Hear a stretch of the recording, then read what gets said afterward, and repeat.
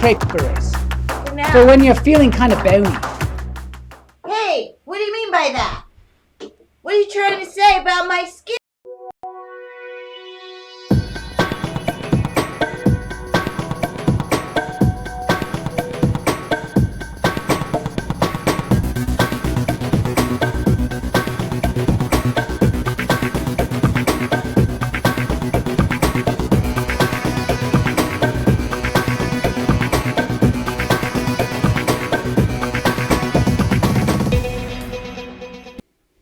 Hello and welcome to Lunch Therapy. I am your host, Joel Marshall.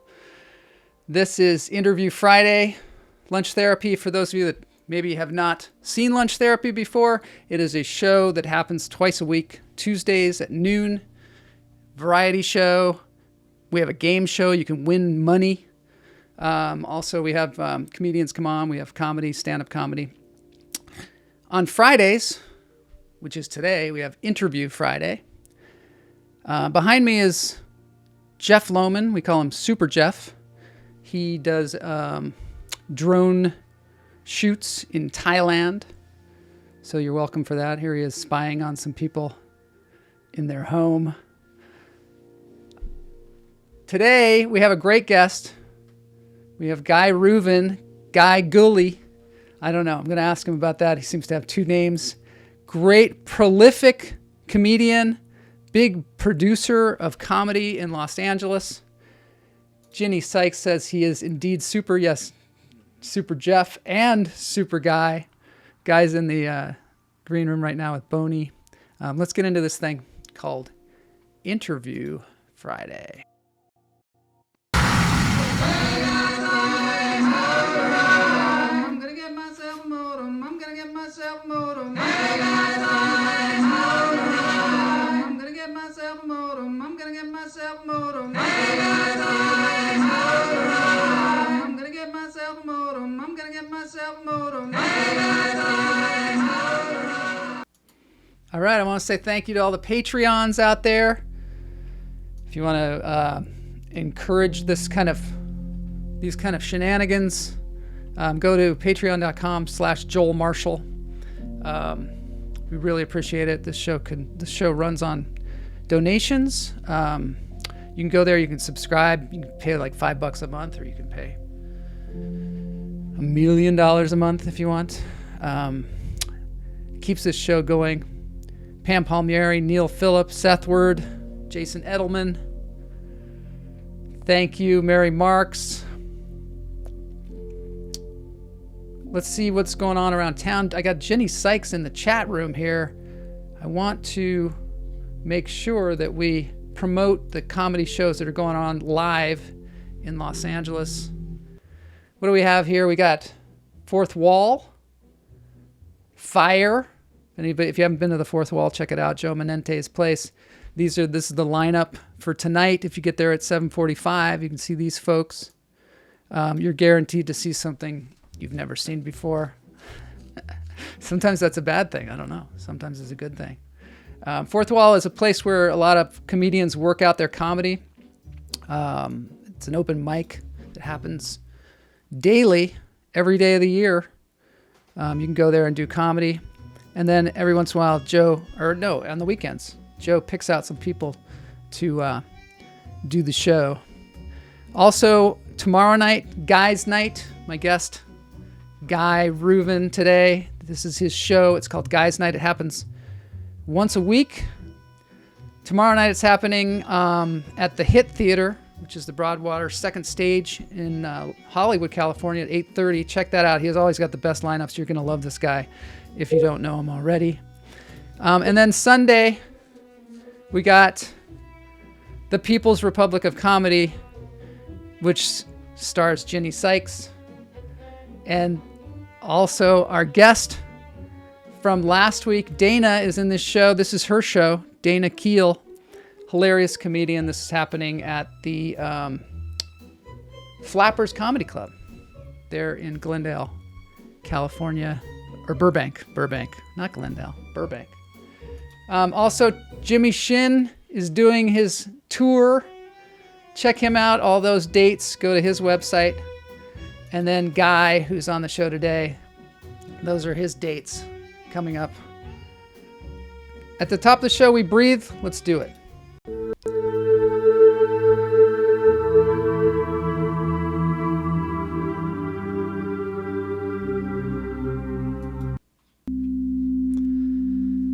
All right, I'm going to bring Guy on here for a second. He's not allowed to talk, though. He's not allowed to talk. Just breathe. Let's see if he shows up. I don't know if he's going to show up. It's one of those shows where we're like, is the guest going to even be here? Who knows? Allow yourself to feel the Earth's oh, there he is. All right. So Greg Wordla says comedy is serious business. I think that's probably true. All right, let's do it. I'm going to in through the nose, out through the toes.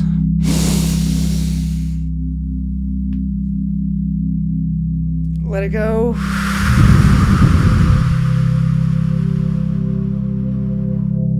In through the nose, out through the toes. Hold it.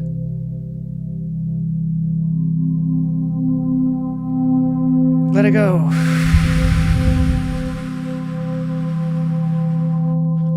Shake it out. Shake it out. All right, one more. In through the nose, out through the toes.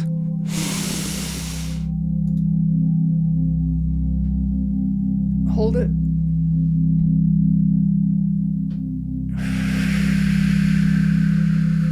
Let it go. Can you feel that, Guy? You feel it?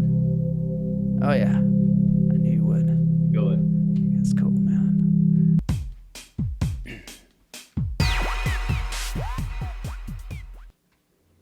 Okay, Guy Reuven, for those of you that don't know, he's one of the most prolific producers of comedy and prolific comedians to hit the scene in Los Angeles. He moved here from Tel Aviv. He moved to Champaign, Illinois when he was, I don't know, in his early teens, I believe. Instead of going to college, he decided to live in a van in Los Angeles and do comedy. We'll have to ask him about how that happened. Now he's a stand-up comedian that has made a significant impact on the comedy scene here. He blends a unique style of humor with his insightful commentary on social issues, making his performances both entertaining and thought-provoking. I'm going to play a little clip here at the beginning of some of the thought-provoking stuff that he says. He has an ability to connect with diverse audiences and has earned a loyal following and some real recognition in a very short period of time. He has a show called Guy'z Nite. It's a weekly event held at venues like the Ice House, the Ha Ha Comedy Club, the Three Clubs, and the Hit Theater in Hollywood. You can see it tomorrow night there. He's also taken his show on the road. He's making his mark on cities like New York, Chicago, Austin. And he's also headlined at venues like Eastville Comedy Club, the Den Theater. And in 2025, he's going to be extending these tours, targeting college campuses. Greek life. Yeah, he's going to be hitting the fraternities. This guy's got guts. All right, let's do this thing called Interview Friday. Oh. Yeah. I'm going to play a clip. Yeah. I know, here we go. We're going in. We're Going in. There's no going back. There's Why you feel like something's wrong with Oh, what the fuck? What Listen to this. the mores of society. It's the unspoken rules of this game we call life. And essentially, without knowing it, you already know all the rules that you need to play by. Now, the issue is this. Your natural state is not suitable for the unspoken rules of society. Man. That is the case for a lot of people like myself. I am not fit within the general rules of society. So what does this do? We start to justify our existence, our decision-making, and our worldview as problems that need to be diagnosed. So we look for answers. We view the world and the way that we perceive the world as issues, which the world has created into the word being called disabilities. So what it has done is now it has created a solution for why you have a conflict with the way that we experience reality. So it's created this idea, this illusion of a disability, because you don't play the game the way the majority does. And how it treats these disabilities is through medications, through prescriptions, through pills, through training, through therapy. And this is the way that capitalism and that the country that you live in, for my case, it's the United States, capitalize on our different way of playing the game of life. So essentially, they've taken what we have, this gift, this way of viewing the world in our own unique way, and has turned it into a monetizable form of, philosophical crisis. I think that's a good place to start.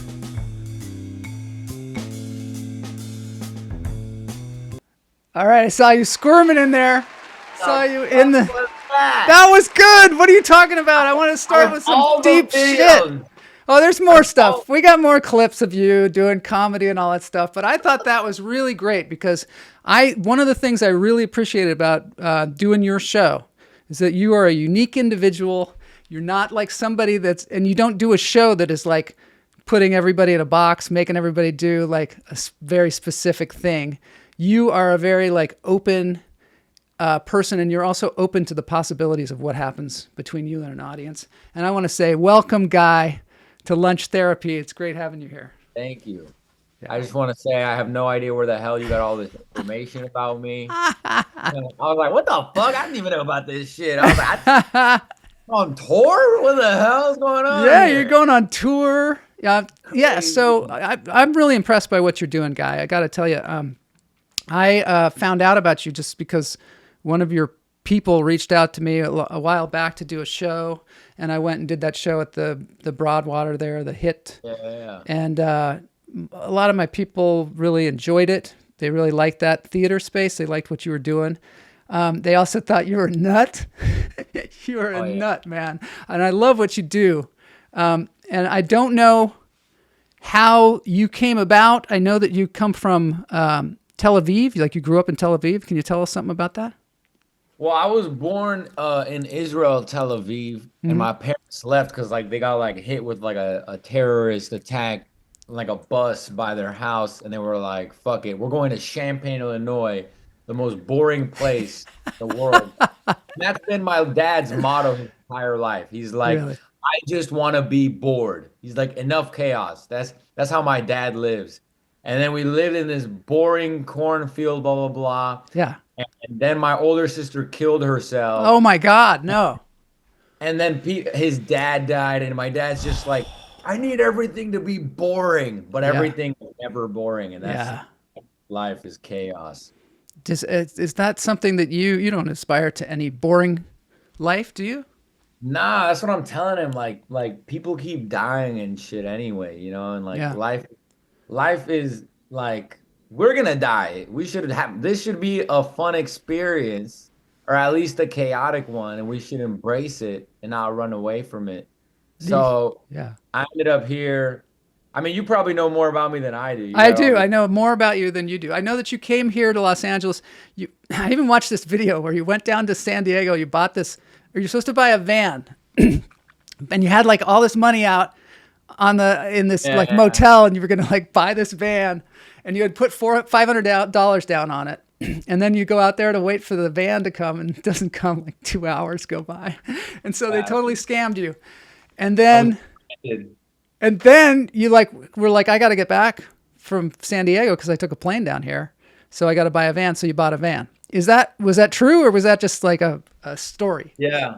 So I lived in the Bay Area. And I was 17. I was 18. I just got back from Israel, and I was living with my parents. And I was like, I can't live here. It was actually right when my sister died. And like, I think that the noble thing to do is like just a family member is just to be like, all right, I'm gonna be with my family.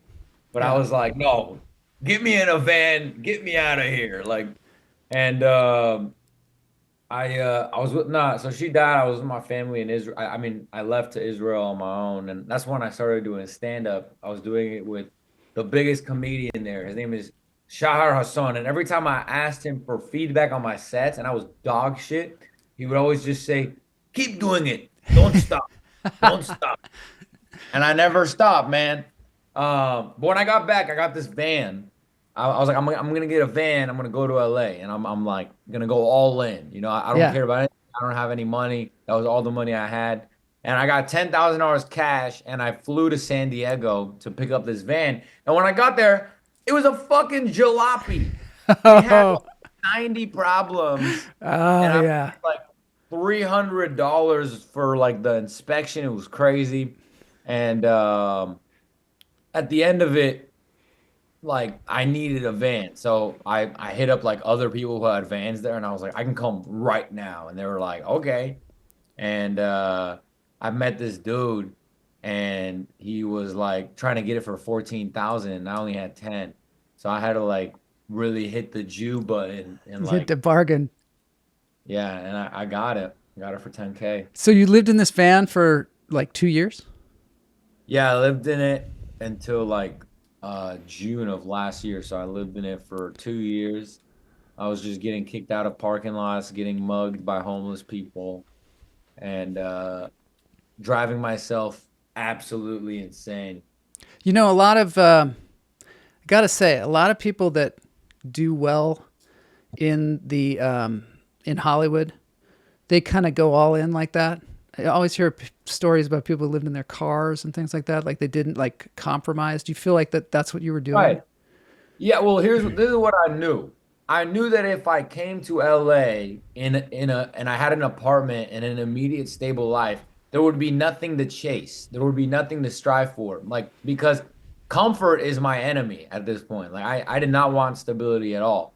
And the fact that I was chasing chaos, kind of like opposing my dad, who's always trying to find like some sanity, some boredom. I was the opposite. I hated sanity, and I needed something to like drive me. And I knew like I gotta have the worst living conditions ever.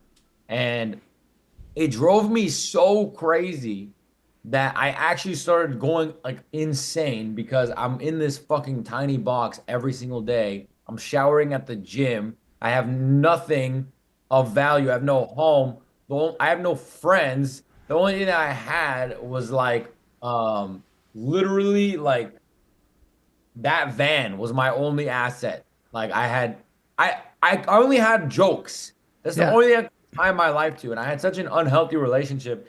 And now I have like an apartment and a dog and a car, and I've also learned that you don't need to have an unhealthy relationship with comedy.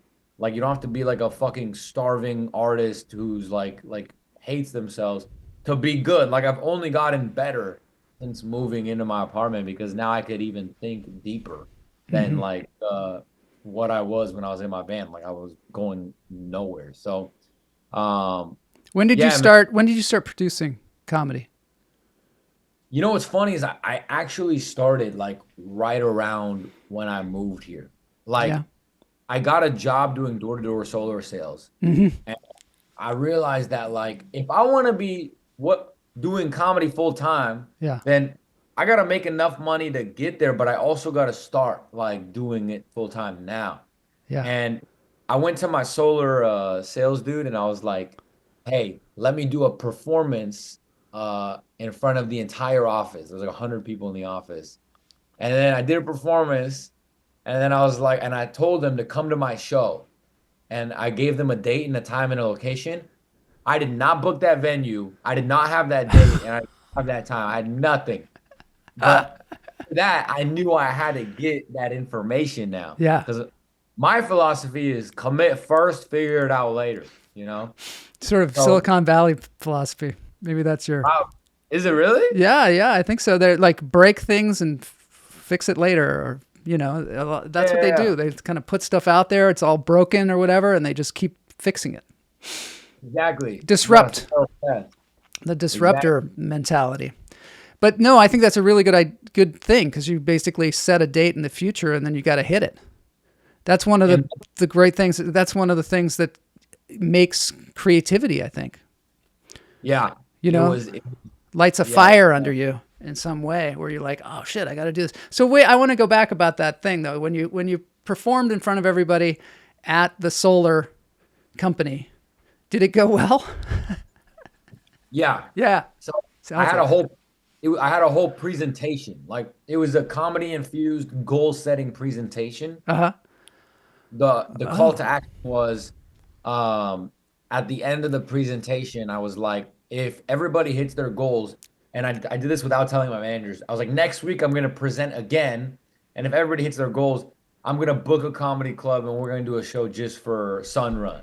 And and then my managers were like, all right, and then I came back the next week, and that's when I did that. And the funny thing is this, the club that I ended up booking was the Ha Ha Comedy Club. Yeah. And this is the disclaimer. I was actually banned from the Ha Ha Comedy Club. Why?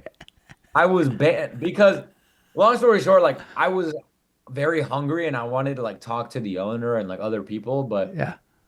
I was also like very interruptive and didn't know my place and stuff like that. And she was talking to somebody else and I went over to talk to her and I interrupted them. But then instead of her talking to me, the other dude got interest and started talking to me and she was left out. Oh, she didn't like it. She got mad at me for just running around. And anyways, she was like, get out of here. And I was banned. So I couldn't even when I wanted to book a club, I couldn't even reach out to her because I knew I couldn't even set foot in there. So what I did was I had another producer reach out to her and like he negotiated with her, booked it, and she didn't even know it was my show until the day before. I walked in and she was like, what are you doing in here? Get out of here. She said, get out of here.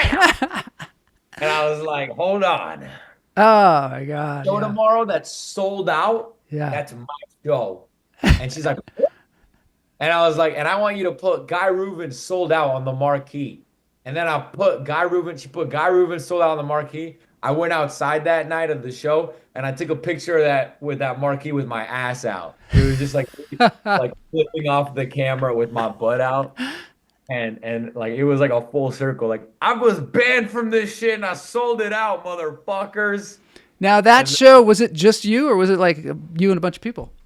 So I booked, so it's actually so funny. I started booking comedians also for that date and time before I had it even locked in. So I hit up Michael Blaustein, who's like he's friends with Trevor Wallace. They have a podcast together called like Stiff Socks or whatever. He's hilarious. And I hit him up and I was like, hey, I saw him at a green room at a comedy show we were both on. And I was like, yo, I'm actually doing a show here in a month. I was like, you should do it. And he's like, yeah, send me the details. I got his number. And yeah, Jeannie saw my ass for sure. And I saw that picture and I was like, all right, you're booked. And I booked Michael Blaustein and like a few other comics, but I had for 40 minutes a year into comedy. And it wasn't bad, but obviously like, Yeah. Oh, that's awesome. I'm going to play a clip now of your comedy. I don't know. You might not like it. I love the way, I mean, well, I was going to show more of that clip in the beginning and then I see you in the green room just freaking out. It's funny. All right. I went to... Can you stop laughing? I don't have enough time. I went to church recently. I'm not Christian. I just wanted to sneeze and have 100 people bless me. And this guy was trying to convert me to Christianity, but he kept using the word subscribe. He was like, hey, I get it, bro. You're just not subscribed to a religion yet. But maybe when you meet God, then maybe you'll finally subscribe. I was like, yeah, bro. Maybe when I meet God, I'll also make sure to smash that like button. Also make sure to leave a comment. Support my boy God. Because I know how hard it is out here as a creator.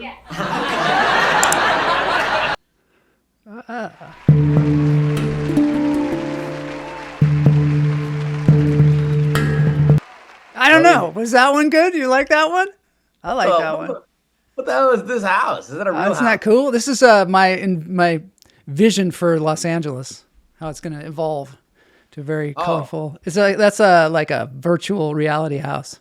Maybe it's your house. I would love to live in that house. Yeah, it's cool, right? I try to make the backgrounds. I kind of try to suit them to the guest. And I thought, well, if you lived in a house, that might look like that. Oh hell yeah, I would. Because I know you're a very colorful person. Yeah, I love colors. You love colors, and you love. That's what I like too about you. Is you the way you dress is like, however the hell you want to dress. I like that a lot. Yeah, I'm a non-trinary. Yeah, what does that mean? So you always talk about being a non-trinary. I'm like, what does that mean? So it means that I'm not a. So there's non-binary Yeah. people who don't identify as male or female. So I'm non-trinary. I don't identify as male, female, or non-binary. Right. I don't fit on the trinary spectrum. That's I figured. So I like that. you can also call me non-binary. What is the deal with your name? Why do you have two names? What do you mean? You're billed as Guyguly. Oh yeah, so What is that? so when I grew up, I had this nickname, and my dad always called me Guyly, and I fucking hated it. And I made sure that nobody ever heard anybody ever, like my dad ever say that. And then one day, my dad was like, Guyly, help me over here. And I was like, yeah, because like all my friends were there, and they were like, Guyly? What the fuck, Guyly? And then everyone started calling me Guyly and Guyly. So since then, I was like, fuck it. Guyly is like, embrace that shit, you know, that nickname shit that you hate. Like it's all about being like a little brother, that annoying piece of shit that you are. Yeah. That's what I feel like that name stands for, is like, just be an annoying troll piece of shit, and you'll make it. So that sounds good. Be an annoying troll piece of shit. That's the advice to the audience today. That's the nugget that they can take away. Being an annoying piece of shit. Hey, so you did that show. I imagine that was a success. The show that you did, the one that you did at the Haha, where you basically produced it, made it, did the whole thing. Yeah, it actually, from that, it was gonna be just like a one-time experience. But then I was like, fuck it, I'm gonna do this monthly.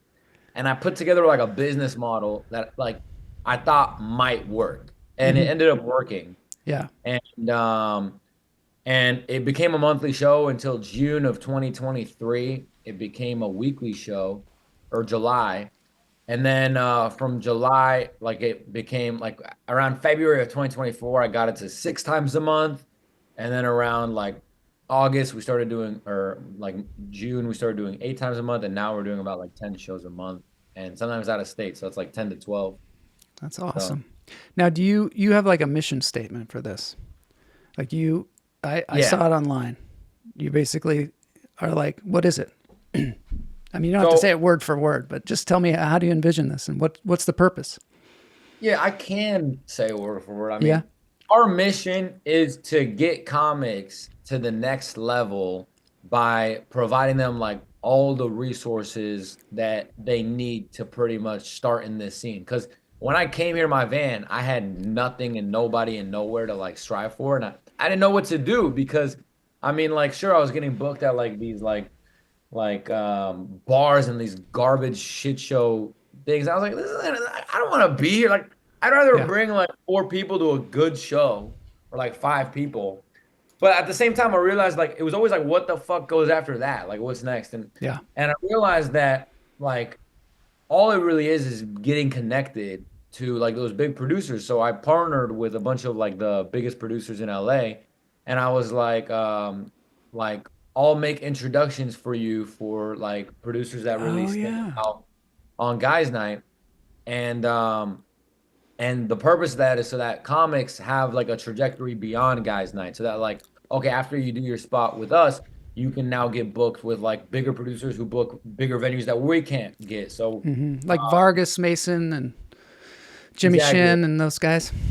Yeah, like Vargas at the time booked the Comedy Store, the main room, the OG room, whatever it's called, and that we got a lot of comedians booked at the store from that, with that connection. Or at the Ice House, I have comedians that are now like booking the Legendary Room at the Ice House, or they have their own shows. Or one of them even started their own club, Brian Wyora. Really? And like they all started at Guy'z Nite, utilizing the connections that like we connected them with and stuff like that. And the goal really ultimately is this: my goal for like the comedians who do Guys Night is we ask them to bring guests. Obviously, I mean, it's also a great show, so it's not like you're showing up to a bar with like 4 people who don't want to see you. You're showing up to a Yeah, it's fully really good. Yeah. yeah. So we ask you to bring like 5 to 10 people, but the goal is that eventually you use that audience of people that you've been consistently bringing, you put them in a spreadsheet, build out your own pipeline so that you could go to the fourth wall and do what I did. Just book your own show there. It's 50 people max. Get 30 people in there. Even 20 will feel full. And just start producing your own show monthly at least. And now you're putting yourself up at least, once a month. You get to do like 10 minutes on your own show or whatever and start developing your set. So the goal is like to not do Guys Night, like to like do it, build your audience, make all the connections you need, and then start doing your own shit. Also, you get some people in there that are real, pros like Shang and some headliners in there, so people can be in a lineup with some really good comedians. Like the way you choose them is suits.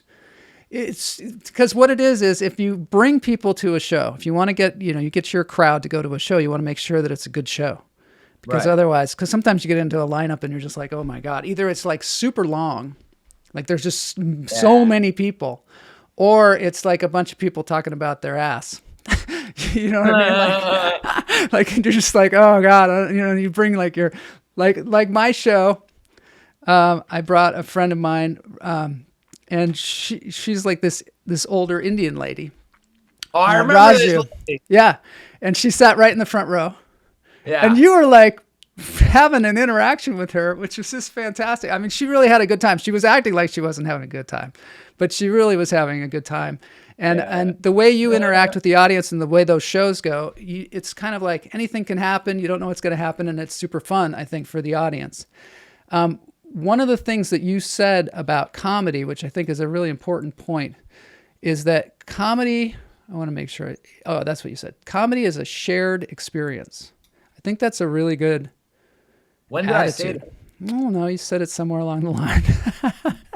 I can't have citations about You're like what you said. words in my mouth. No. I think it was actually in an article about you, like in some Los Angeles Tribune or something. Tribune? Yeah.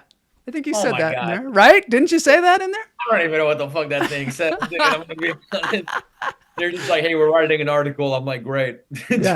Yeah. So anyway, that's what you said. You said comedy is a shared experience. Do you want to like back that up, or do you want to say? Okay, first That's of all, ridiculous. I won't back it up because it was probably ChatGPT who said that. Oh, that's hilarious. But it was along the lines of like Yeah. probably what I told them, which is like, okay, here's the thing. A lot of comedians, I feel like, think that the performance is about them. You know what I mean? Is about like what they're telling and stuff like that. For me, it's not. For me, the performance is about the audience. In fact, like it's actually open to chaos. Like, and the reason why I'm like open to it is because the way I see it is like me and the audience right now are having a shared experience. Like we're experiencing each other.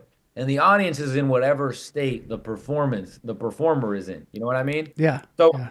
for me, the show is not about telling jokes to make the audience laugh. For me, it's like a conversation. Mm-hmm. It's like a push and pull with the audience. Like, what do they find funny? What do they not find funny? What is working? What is not working? And using their response to tailor the show to bring us like to the next thing or to like respond, because it's communication, even if it's sub communication. Like even if they're just sitting there silently, it doesn't mean that is not a response to whatever you're saying.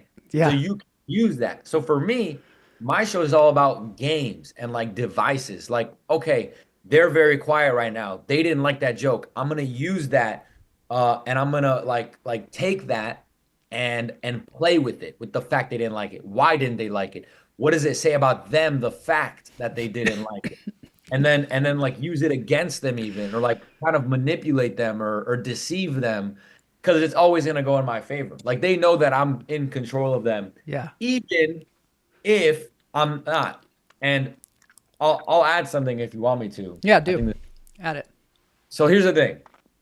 I just headlined Eastville Comedy Club. I did about 45 minutes. And where is that? That's it, in Brooklyn, in New York. Okay. That was and let me just say this, and this is all you need to hear. There were 100 people sitting in that room, and around 30 minutes into my set, 50 people got up and left. Oh no. In unison. In unison. You deserve a round of applause for that one. But this is the twist. Yeah. It was all controlled. Yeah. Like they left under my command. And it was hilarious. What? Like, I don't understand. What happened? so, okay. This is what happened. Yeah. There was like 50 black people sitting in like the center row. Yeah. And then one white guy. And the relationship made no sense. So throughout the show, the game I was playing was like in between my jokes, I like to go back into like the audience. You know what I mean? Like it's like I'm underwater when I'm telling my joke. And then when I finish the joke, I'm like, and I'm like back over the water. I'm with the audience again. Yeah. And I'm talking to this like dude, and I'm like, how the fuck do you know these people? And then he's like trying not to say anything, and they look like they're trying to hide something. And only later I found out that they were like all billionaire venture capitalists of some kind, and they were all like rich people doing whatever. Yeah. But it didn't make sense how they knew each other. So I kept trying to come back to it. But the woman that was with that dude started getting antsy, and she wanted like the whole thing to end. And about 30 minutes into my set, it started getting so crazy that everybody on the outside was just enjoying how much everybody on the inside hated. What's uncomfortable? Oh, I hated you. So at one point, this lady was please, not much more. And I go, you want much more? And she's like, no. And then everyone around her was like, no. And they started like booing. They were like, boo, like, hey, get up. And then I was like, okay. By a show of hands, who wants much more? And then like some people on the outskirts like raised their hand and cheered. And then like, who wants more? And then like a few other people like kind of raised their hands. And then I go, now who doesn't want any more? And then they were like, boo! And then I was like, okay, consider this the end of the show. If you just cheered, you may stand up right now and leave. And at first they were like kind of like taken aback. But I'm like, seriously, this is the end of the show. Get up and leave. You may leave right now. Play some music.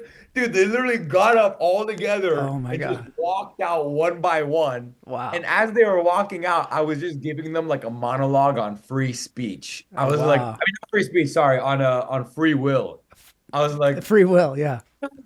You don't have to be stuck. You can leave. Yeah, with people, with someone you don't like. You can leave a comedy show in the middle of the room. You can cut somebody off like in the grocery store line. Like you can run over a dog. Like if like you do whatever the fuck you want. Get out of here. Like and then everybody else was laughing hysterically. I was dying of laughter.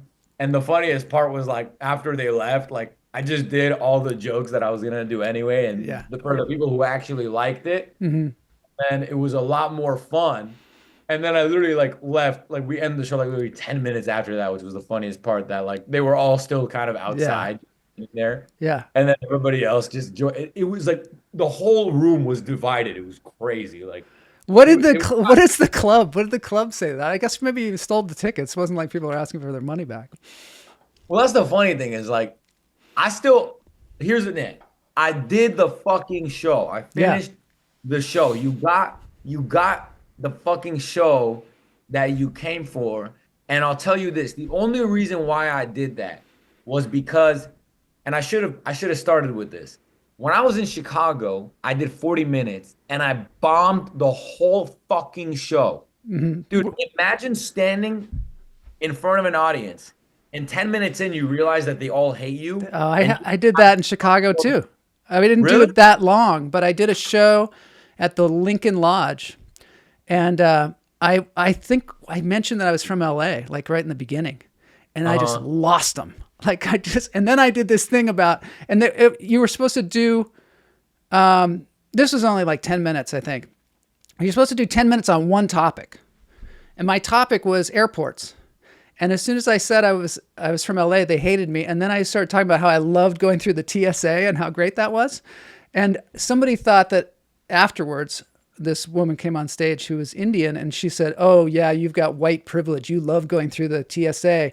It's horrible for us, you know." And she started doing this whole thing about, and she was just ripping on me essentially. So I had to even sit in the audience afterwards and have this lady just rip on me for saying that I enjoyed. On you while you were in the audience? Well, I was sitting there. Yeah. I mean, I should have left. And then afterwards, the host of the thing was like, "Hey, how'd you enjoy the show?" And I was like, "Well, frankly, it kind of sucked." Because not necessarily that they didn't like me or whatever. That's an experience. But when the next comedian gets up and just rips on you for a while, you know, it's like, that's not fun. I don't remember being in a show where somebody did that. That last comedian was an asshole. Let me tell you about him. Oh my God. And it was a misunderstanding. I mean, you know. Did she bomb? Did she bomb? No, well, she was more just ranting about me. Dude, I had that happen to me too. And it's like, bro, do you not have a set? Yeah. Do you have a set? Right. What were you going to do if I wasn't here? Her whole one topic was just me, I guess. Yeah. What the fuck? Maybe she planned on doing like white material. Like, I hate white people. Anyway. Maybe. And I think she was everybody knew each other in the room too. Also, I had set up a camera and they were just, and I don't know if in Chicago people film their sets or whatever, but I wanted to film the set. And I think that just came across as I was like narcissistic, or that I was going to steal their bits. They were like, "You're not filming this, are you?"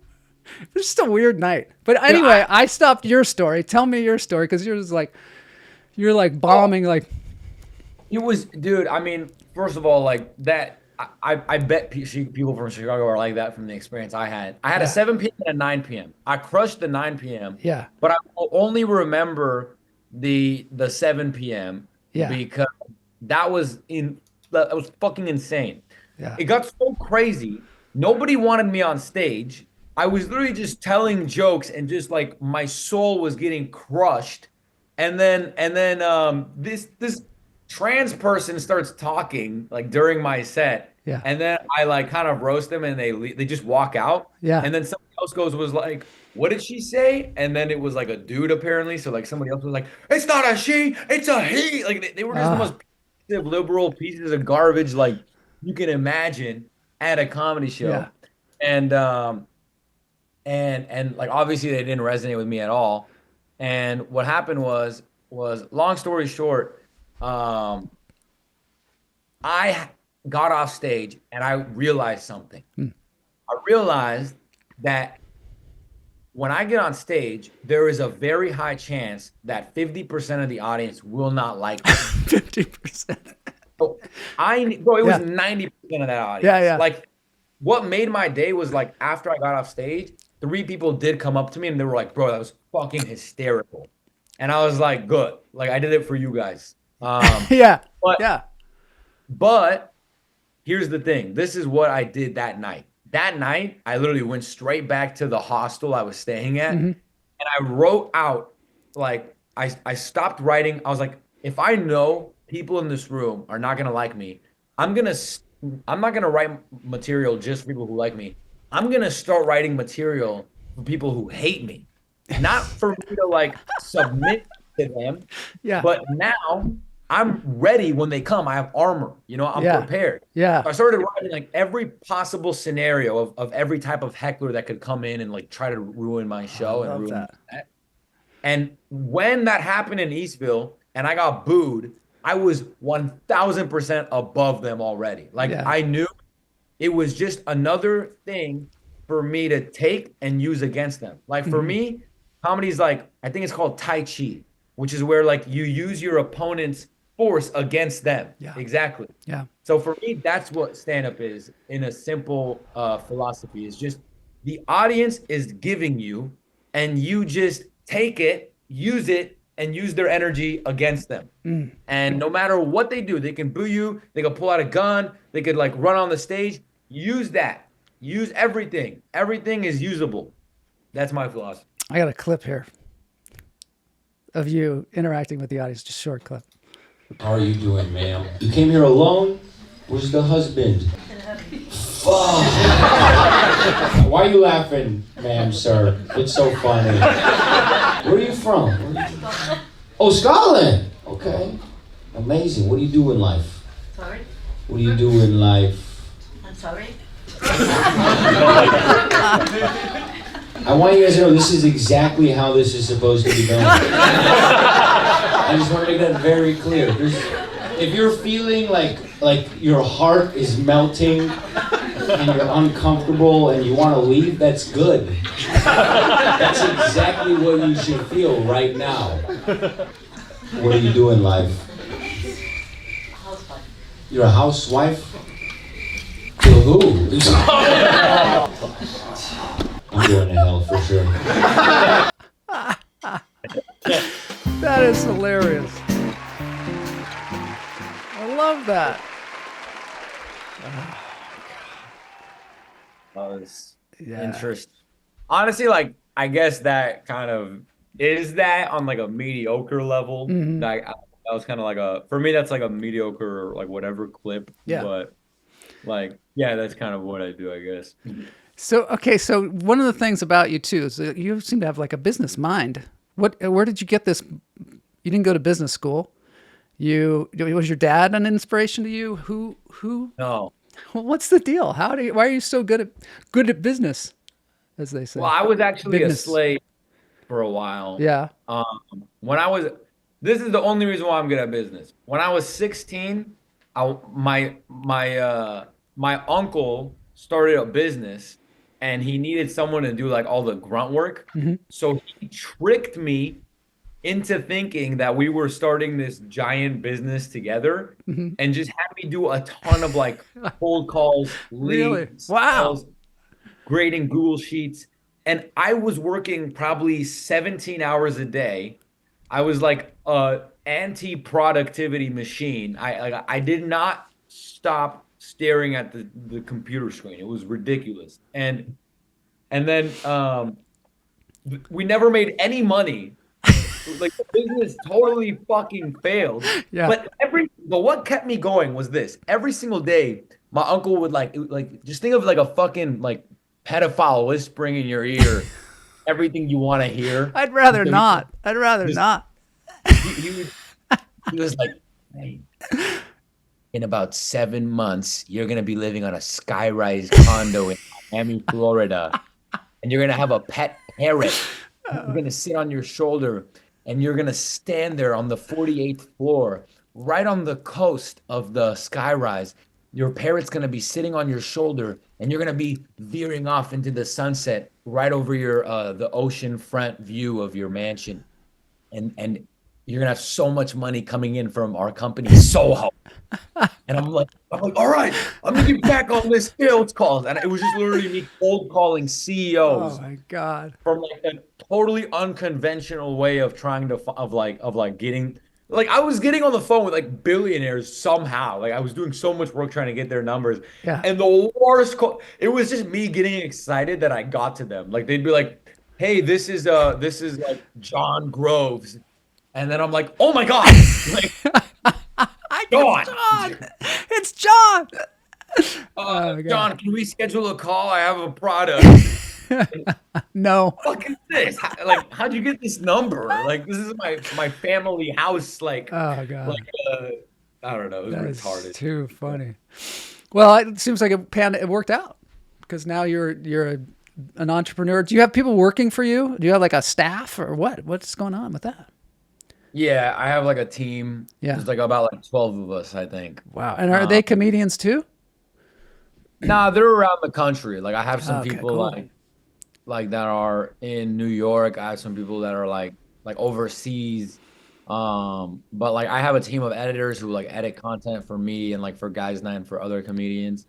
And then I also have a booking team that does all the bookings for our shows. I have like a marketing team that like market like the shows, and then like a social media people who like run my accounts. So What is the plan for the tour? For touring Guy'z Nite? this is the plan. I'm starting a private community. It's called the Guyguly Clubhouse. Mm-hmm. And the plan is I want to this whole mentality of like being a troll. I call it like Thanato clownism. This is like a philosophy that I designed. It's a performative philosophy, and it's more so for comedy. And essentially all it is it's Thanato clownism is just like strategic bombing, like controlled bombing. You know what I mean? Okay, yeah. The audience has no fucking idea what's going on. They don't know when the show ends, when it starts. Like they don't know like the my set probably ends like 11 times before it actually ends. From like all the times that I get off stage and pretend to leave. And because of that, the audience is always on their toes because they have no idea what the fuck is gonna happen next. And what I decided was I built out this community online, and I'll give you the link and you could plug it. It's called the Guyguly Clubhouse. And essentially, it's like a basement for people with this kind of mind of like, you know, of this philosophy or whatever. And pretty much you can join, and there's different rooms inside of the clubhouse. So there's like the green room, which is like sharing like jokes, kind of like troll things that my fans want to see. It's really just a place for my fans to be like, yo, do this on stage. Oh, that's not even our, no, that's the wrong one. That's the wrong one. Nah. I thought I nailed it. Go to my Instagram, okay, and then go to the link in the bio. It's a different one. I changed it yesterday, so like refresh. Let's do it. Link in the bio. Let's see. Yeah, press that link. Which one? The one there? Yeah. Different link tree. Oh, it's a different link tree. Okay. Yeah, follow link. I just made this yesterday. That's why. It's Guy'z Clubhouse. And the Guy'z Clubhouse one in the middle. Oh, in the middle. My assistant is stoned, so he's having a hard time. So I made this last night. Like I made this in like a few hours. Yeah. But essentially, like if you click on that welcome chaos troll thing, it says everything in there. But there's just different rooms where like it's like a discussion board. And what inspired me to do this is I have a TikTok live streamer friend, and all he does is like he has a community of like 1,500 people on a Discord, and they all just talk to each other in these different rooms, and like they pretty much like share ideas of like what kind of content they want to see and stuff, and then he goes out and like does like TikTok live streams and stuff like that of like what they did. And I thought like I want to make this but for stand up. Yeah. So I built this literally last night, and my goal is to build a fan base through this community, and these are the people that come to my shows and like enjoy the chaos. Is this Discord that we're on? This is actually from a CRM software that I have called High Level, but it's kind of like Discord. It's just like a community of people. I only have 2 members right now. Well, you're gonna have another one. How do I join? Where do I go? Oh, join group. I can't do it now, but I'll do it later. So I don't want to put my info there for everybody to see.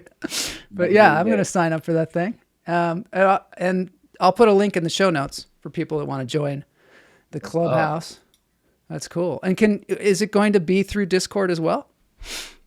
I want everything to be under one roof, so it's literally just going to be here. Yeah. And I know I have 2 audiences, which are people who like my craziness on stage, and then gay people who just want to fuck me. So I made 2 different sub communities, which are like, if you go on the left side of your screen, those 2 other logos. Troll basement. Yeah, that's where like people are gonna be actively engaging and like hating you. Being, yeah, like haters. You're kidding me. You've got a special room just for the haters. Well, okay. This is the premise of the troll basement. Yeah. Essentially, think of it like this: you, Joel, are now gonna like essentially, we'll have missions. So like, let's say we want to attack a specific thing, like the status quo. Like, let's say what I'm doing being like non-trinary. Yeah. There's a lot of people who hate it. I lost 800 followers from that post. Yeah, I bet. The goal is not to worry about losing followers. It's to make an impact, you know? Yeah.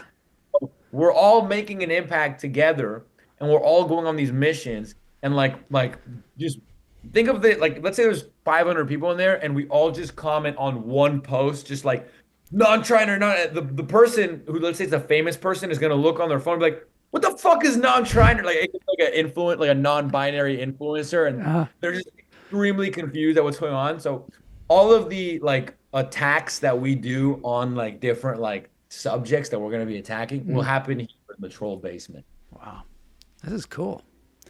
Are you pretty technologically savvy? Yeah, Yeah, I would say. that's cool. All right, so what we have to end the show pretty soon here. Yeah. But I will put that in the show notes. That do you ever feel there? You had a thing here, and I'm just gonna, you know what? I'll just play it. It's not. It's here we go. If you can't live a day without coffee, you're not addicted to coffee. You're addicted to capitalism. Coffee was modernized in 1726 because it got workers to work harder with less breaks. You're not addicted to caffeine, you're addicted to not feeling behind. You drink it because you're exhausted because you drink it. So before you grab your next cup, think, do I really need this cup? Or am I just a productivity machine controlled by the government? So how do you do all these things and still like maintain that philosophy of being somebody who is not like an overworker or working, you know? Well, I'm actually drinking coffee right now.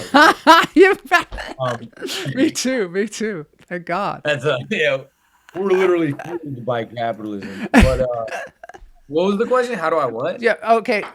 Do you ever feel like you're overworking? Do you ever feel like you're in your own controlled rat race that you've created? I don't really ever feel like I'm overworking anymore. Yeah. I think that at this point, I sometimes feel like I'm behind. I think that like it's kind of like in that video. I think that my constant is just feeling behind, so I'm always working. Yeah. But I don't feel. Here's the thing. This is actually the balance. Yeah, if you asked me a month ago, I would say yes. Mm-hmm. But I just got this dog, and he's a Belgian Malinois mixed with a border collie. So he's like fucking insane. Mm-hmm. And because he like takes time out of my day, I now have to be more balanced and strategic. Yeah. And I have to leave the house more, like to take him to the park or on walks. So now there's like a balance to my life that I like. So I feel like I'm actually working at like less than I would normally want to. Yeah. But now I have to be more strategic with my time. Animals also. Somebody in the chat room says, "Let's see the dog." Yeah. Can we see the dog? I don't know I don't think he'll be there because. Wait, maybe if I could turn off the green screen for a second. I'll turn it off. Oh wait, it'll be. Oh, that's mine. Gotta see the dog. Okay, all right, let's see it. Oh yeah, all right. Hey, what's up, buddy? That's cool. All right, thanks for that. Yeah. All right, well, we're gonna end the show now. Thanks so much for being on the show. I really appreciate it. Thank you for having me, man. Now he woke up. He woke up? Now. Okay, good. He's up for the dance break. We're going to do a dance break now. Oh, fuck yeah. People like the dog. This is a cover song by a band in Italy that I found. I just think they're really cool. It's LA Woman from the Doors. Let's do this thing. Yeah. Just chilling on the rug. So, I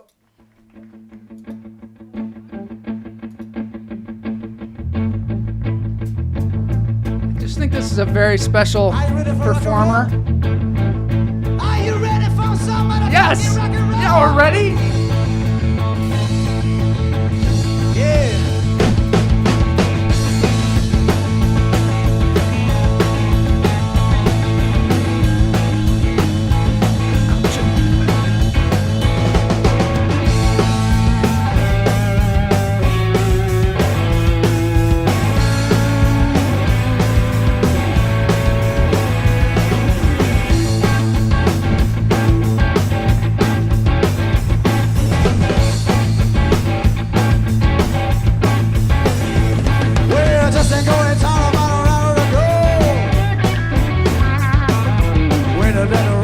see which the wind blows. What a little girl in a Hollywood bungalow. Ah, you look a little lady in the city of night. Just another Los Angeles, city of night. City of night. City of night. All right, thanks for being on the show. Fantastic. Go see Guy. Go to his Instagram. Click in the show notes. Become a troll. All right. Yeah. What'd you say? You want me to plug my stuff? Yeah, please. Let's do it. It's at Guyguly on Instagram, Guyguly. Yeah. And in my link is the Guyguly Clubhouse. So if you want to be one of the first people in it, it's totally free. It's like the basement trolls will cost money at some point. Yeah. But like now I made everything like so that everybody could just be a part of it and we could like be a bunch of fucking annoying pieces of shit together. All right. Thanks for being on the show. This has been Lunch Therapy with Guy Reuven.